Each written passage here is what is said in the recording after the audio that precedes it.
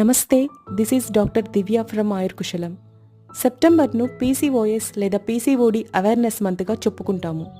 అందులో భాగంగా పీసీఓడి ఎందుకు వస్తుంది, ఒక 20-30 ఇయర్స్ ముందు తరాల్లో లేని సమస్య ఇప్పుడెందుకు ఎక్కువైంది?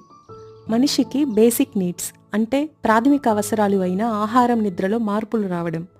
ఆహారం విషయానికి వస్తే హానికారక పెస్టిసైడ్స్ వేసి పండించిన ఆహార పదార్థాలు, హానికారక కెమికల్స్ ఎక్కువగా ఉండే స్కిన్ కేర్ ప్రోడక్ట్స్, ఇంకా లాండ్రీ డిటర్జెంట్స్, బ్యూటీ ప్రోడక్ట్స్ వంటి వాటి వల్ల హార్మోన్ల అసమతుల్యత కలిగే అవకాశం ఉంటుంది.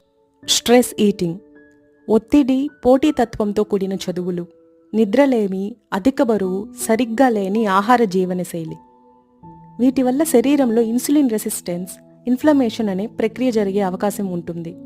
ఎన్ని మందులు వాడినా, మంచి ఆహారం, వ్యాయామం చేసినా కూడా మానసిక ఒత్తిడి, ఆందోళన ఉన్నప్పుడు సమస్యని కంట్రోల్